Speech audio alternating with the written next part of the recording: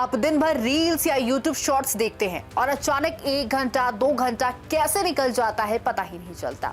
लेकिन क्या आपने कभी सोचा है कि ये छोटे छोटे वीडियो आपके दिमाग पर क्या असर डाल रहे हैं? आज हम समझेंगे कि ये रील आप पर क्या असर डाल रहे हैं और ये कितना खतरनाक हो सकता है। लेकिन उससे पहले एक शब्द ब्रेन रॉट, ये समझना बहुत जरूरी है। ब्रेन रॉट का आखिर मतलब क्या होता है वो समझ लेते हैं। दिमाग का धीरे धीरे कमजोर होना। जी हाँ, ये कोई मेडिकल बीमारी नहीं है बल्कि एक आसान शब्द है जो बताता है कि जब हम लगातार बहुत ज्यादा आसान या फिर तेज बिना मतलब का कंटेंट कंज्यूम करते हैं तो उस पर दिमाग पर असर पड़ता है। ऐसे कंटेंट को रोटन कंटेंट कहा जाता है, जैसे कि रील्स, बार बार दोहराए जाने वाले मीम्स या फिर बिना मतलब के डांस या फिर शॉकिंग क्लिप्स या ऐसे वीडियोस जो सिर्फ वायरल होने के लिए बनाए जाते हैं। जी हाँ, इन वीडियो का मकसद सिर्फ एक होता है, आपका ध्यान तुरंत पकड़ना और आपको स्क्रॉल करवाते रहना। जी हाँ, ब्रेन रॉट का असर क्या होता है ये भी जान लेते हैं।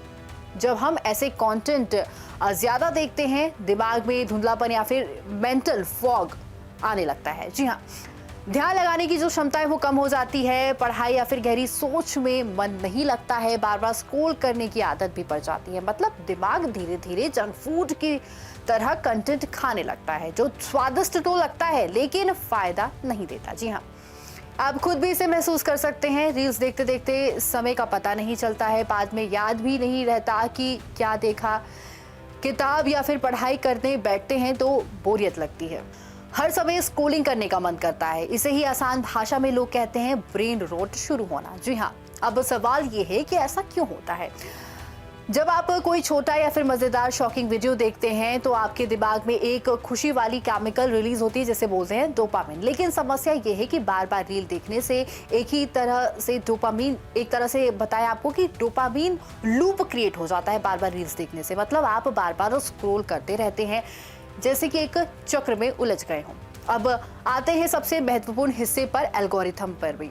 उसकी भी बात कर लेते हैं कि ये कोई इंसान नहीं है बल्कि एक एआई सिस्टम है। जी हाँ, ये आपके हर छोटे छोटे व्यवहार को नोट करता है, जैसे आपने वीडियो कितनी देर तक देखा, पूरा देखा या फिर बीच में छोड़ दिया, लाइक किया या फिर नहीं, शेयर किया या फिर नहीं, बार बार देखा या फिर नहीं, कितनी तेजी से आपने स्क्रॉल किया है। एल्गोरिथम किन चीज़ों पर ध्यान देता है उस पर भी बात करेंगे। एक तरीके से एल्गोरिथम आपके पूरे व्यवहार को जानता है। वीडियो पूरा देखा या फिर नहीं ये भी वो नोटिस करता है। लाइक, कमेंट, शेयर आप कौन से वीडियो पे कर रहे हैं, डीएम में शेयर करना, आपका पुराना देखने का पैटर्न पूरा क्या रहा है वो भी एल्गोरिथम माप लेता है।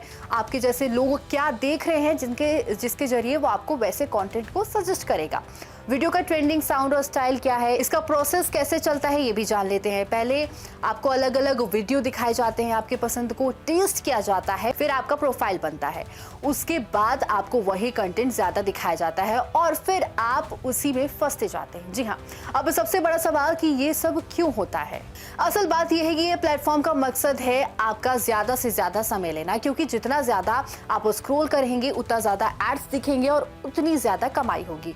इसके लिए सिस्टम बनाया गया है इन्फिनाइट स्क्रॉल, यानी कि खत्म नहीं होने वाली फीड, और या फिर ऑटो प्ले भी बनाया गया है, यानी खुद ब खुद वीडियो चलने लगता है जिससे आपको रुकने का मौका नहीं मिलता है। इसका असली असर क्या पड़ेगा? जब ये सब लगातार चलता रहता है, ध्यान कमजोर हो जाता है, लंबे काम बोरिंग लगने लगते हैं, फोकस टूट जाता है और दिमाग सिर्फ छोटे छोटे मजे ढूंढना चाहता है।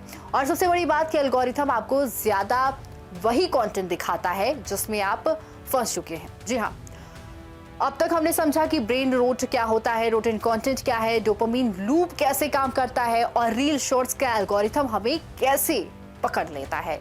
ये कोई जादू नहीं है, ये पूरा एक सिस्टम है जो हमारे हर क्लिप और हर सेकंड को समझता है। जी हाँ, अब सबसे जरूरी बात कि इसका सबसे ज्यादा असर बच्चों और युवाओं पर पड़ता हुआ नजर आ रहा है, क्योंकि बच्चों का दिमाग अभी पूरी तरह से विकसित नहीं होता।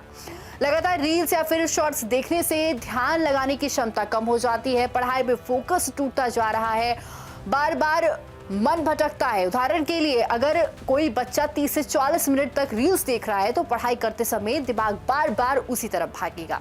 बच्चे जल्दी ध्यान खो देते हैं, एक चीज पर टिक नहीं पाते हैं, सीखने की जो क्षमता है वो भी प्रभावित होती हुई नजर आ रही है। वहीं अगर बात करें तो इनिबिटरी कंट्रोल भी कमजोर हो रहा है, मतलब कि खुद को कंट्रोल करने की जो क्षमता है वो कम होती हुई नजर आ रही है। बच्चा जानता है कि पढ़ाई करनी है लेकिन फिर भी स्क्रॉल करता हुआ नजर आता है। पढ़ाई और परफॉर्मेंस पर भी इसका बड़ा असर देखने को मिल रहा है। बच्चों का पढ़ाई में मन नहीं लगता, एकेडमिक परफॉर्मेंस गिर सकती है, लंबे काम करना मुश्किल लगता है। अब बात करते हैं दिमाग और मानसिक हालत की। रील्स और शॉर्ट्स सिर्फ टाइम नहीं लेते हैं, ये धीरे धीरे दिमाग को भी बदलते हैं।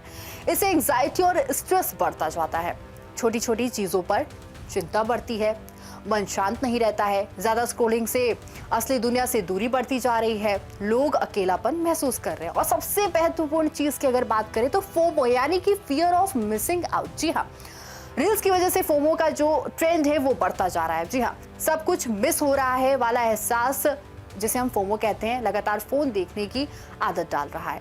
वही एडिक्शन जैसी आदत देखने को भी मिल रही है, जैसे कि बार बार देखने की मजबूरी, बिना रील्स के बेचैनी या फिर चिड़चिड़ापन भी लोगों में देखा जा रहा है। रील्स वाकई में बहुत खतरनाक ट्रेंड चल रहा है, बहुत खतरनाक है, जिसको बोलते हैं बिहेवियरल एडिक्शन होने के चांस बढ़ा देती है। जिस प्रकार गेमिंग एडिक्शन होता है, जो बहुत कॉमनली युवाओं में देखा जा रहा है, आज के बच्चों में देखा जा रहा है, उसी प्रकार रील्स का बिहेवियर एडिक्शन हो जाता है।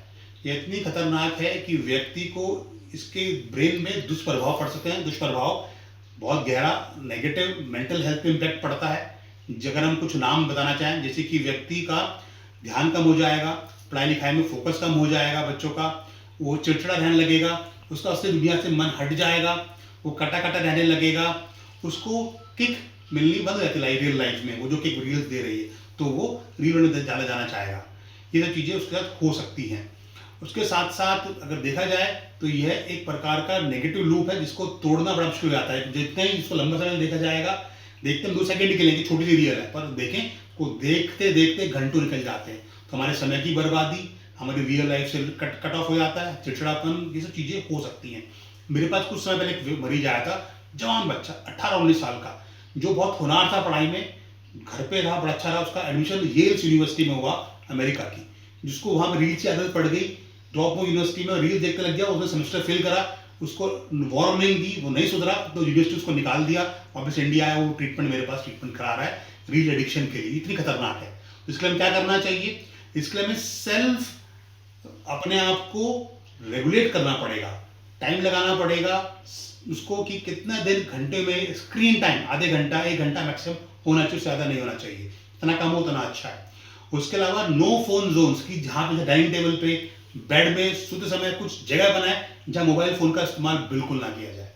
उसके साथ साथ हम ये चीज़ें बनाएं कि कुछ समय बच्चों, पेरेंट्स और बच्चे फैमिली साथ में गुजारें, कनेक्शन बढ़े, रियल कनेक्शन, ताकि लोगों के साथ में वो फीलिंग्स आए, प्यार की, एकापन की। माता पिता बच्चों डांट देते हैं कि नहीं करो, ये करो, फ़ोन बहुत यूज़ कर रहे हैं, खुद भी देखें। Parent should be role model, वो सिर्फ डांटे नहीं, ऑर्डर ना पास करें, खुद करके दिखाएं तो बच्चे उसको फॉलो अच्छे से करेंगे। उसके बाद अगर हम बात करें कि क्या कर सकते हैं कि बच्चों को एक्टिविटी रियल में बढ़ाएं, खेल कूद, व्यायाम, जिम्नास्टिक्स, स्पोर्ट्स, जो भी बच्चा करना चाहे, कोई एक्स्ट्रा एक्टिविटीज, नाच गाना बजाना, कोई गिटार सीख रहा है, कोई हारमोनियम सीख रहा है, कुछ भी जो उसको खुशी दे, उस एक्टिविटी बच्चों को लिफ्ट कराएं, उसमें इन्वॉल्व कराएं, रेगुलरली वो भी कराएं, और आप भी खुद भी पेरेंट्स भी उसमें इन्वॉल्व हो, तो सबके लिए बहुत ही फायदेमंद चीज़ें रहेंगी। तो ये चीज़ हमें कुछ फॉलो करेंगे तो हम इस चीज़ से बचाव कर सकते हैं।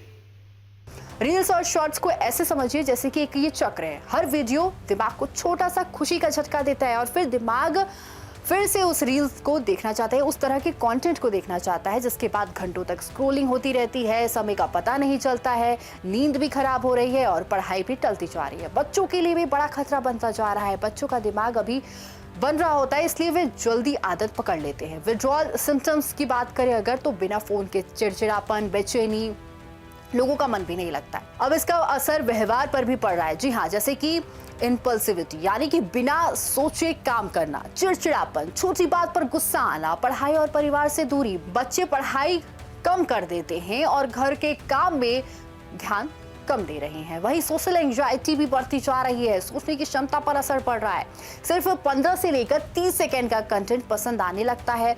गहरी सोच भी कमजोर होती हुई नजर आ रही है। अब सबसे महत्वपूर्ण हिस्से पर नजर डालते हैं। ये बच्चों के लिए एक बड़ा खतरा बनता जा रहा है। धीरे धीरे ब्रेन वायरिंग पर भी इसका असर पड़ रहा है। बच्चों का दिमाग अभी डेवलप हो रहा होता है और ज्यादा कंटेंट ओवर स्टिमुलेशन होता है, यानी कि लो क्वालिटी कंटेंट की आदत बच्चों को लग जाती है। सिली, रिपीटेटिव, क्योटिक वीडियो पर बच्चों का ध्यान ज्यादा रहता है।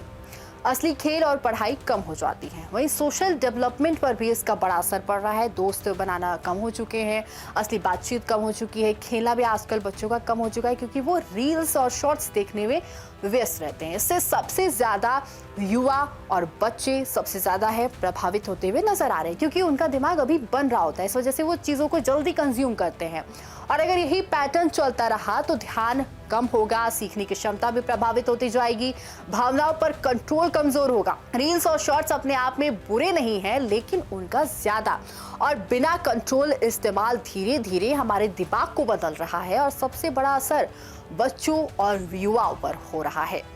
इससे बचना बहुत जरूरी है। ऐसे तमाम बड़े अपडेट्स के लिए प्राइम न्यूज के डिजिटल प्लेटफॉर्म को जरूर फॉलो करें।